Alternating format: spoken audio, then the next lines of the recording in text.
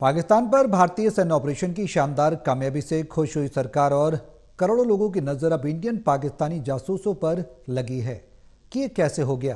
पंजाब, हरियाणा और यूपी में पाकिस्तान के लिए जासूसी करने के 11 मामले अब तक सामने आ चुके हैं। इनमें 7 लोगों की गिरफ्तारी भी हुई।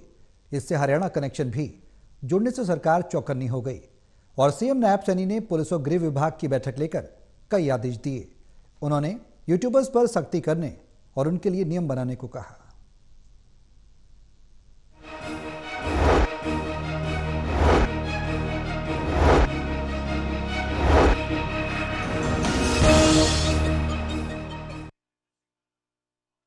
एक के बाद एक इंडियन पाकिस्तानी जासूसों के सामने आने के बाद अब ये सवाल भी खड़ा हो रहा है कि और कितने जासूस पंजाब, हरियाणा और यूपी से पाकिस्तान की खुफिया एजेंसी आईएसआई के लिए काम करने वाले 11 लोग सामने आ चुके हैं। शुरुआत 8 मई को पंजाब के मलेरकोटला की गजाला खातून से हुई।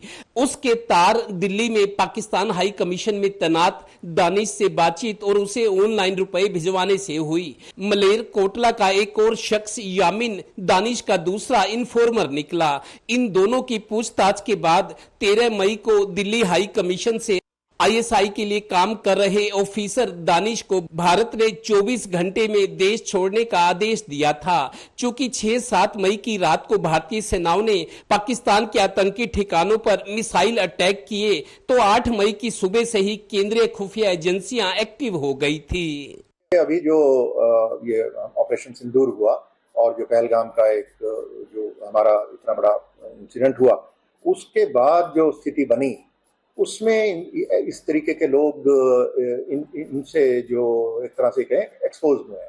ऐसा नहीं है कि पहले नहीं होंगे, ये तो काम कर ही रहे थे पहले से, पर अब ये लोग पकड़े गए हैं क्योंकि चारों तरफ चौकसी भी बढ़ी है और उस बढ़ी हुई चौकसी का ये नतीजा है कि हमारी जो इंटेलिजेंस एजेंसियां हैं उनके पास बेहतर इंफॉर्मेशन भी आई है और ये जो युद्ध का माहौल बना इसमें इन लोगों की भी गतिविधियां कुछ बढ़ी तो उसमें ये पकड़े गए।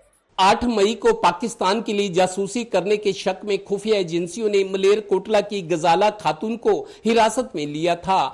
उससे पूछताछ के बाद मलेरकोटला का यामिन भी हत्थे चढ़ा। खुफिया एजेंसियों को गजाला से ही दानिश के लिंक का पता चला। इसी बीच दानिश की कुंडली खंगाली गई तो वो दिल्ली में रहकर आईएसआई के लिए काम करता मिला। दानिश की यूट्यूबर ज्योति मल्होत्रा के साथ एम्बेसी में पार्टी की फोटो से ज्योति भी रडार पर आ गई। अब उसके जासूसी के कारनामे सबके सामने हैं। इसी तरह पानीपत का नुमान इलाही, कैथल का देवेंद्र ढिल्लो, नूह का अरमान और तारीफ यानी हरियाणा, पंजाब और यूपी से 11 जासूस शिकंजे में, इनमें से 7 गिरफ्तार हुए। जासूसी के मामले की गंभीरता को देखते हुए मुख्यमंत्री ने मंगलवार को चंडीगढ़ में होम और पुलिस महकमे के बड़े अफसरों से चर्चा करके लॉ एंड ऑर्डर पर बात की। देखिए, उनके ऊपर कार्रवाई हो रही है। अगर कोई भी इस प्रकार का तत्व मिलता है उसके खिलाफ सख्त कार्रवाई होगी। देखिए, बहुत गंभीर मामला है और इसकी गहराई से जांच होनी चाहिए। जिस पे भी शक है गहराई से जांच करके दोषी को सजा देनी चाहिए, निर्दोष को नहीं फंसना चाहिए। ये सरकार की जिम्मेवारी है। देखें, गौरतलब है कि जासूसी में ज्योति मल्होत्रा जैसी यूट्यूबर्स के खेल को देखकर सीएम की मीटिंग में यूट्यूबर्स पर कसकर नकेल कसने और सख्त नियम बनाने के आदेश हुए। अंग्रेजी में एक कहावत है, a burned child always dreads the fire, यानी दूध का जला छाछ को भी फूंक फूंक कर पीता है। सरकार के इस साहसपूर्ण फैसले से मेन स्ट्रीम मीडिया की विश्वसनीयता और प्रतिष्ठा जरूर बहाल होगी। देर से ही लिया गया सही फैसला। Haryana bureau, total news.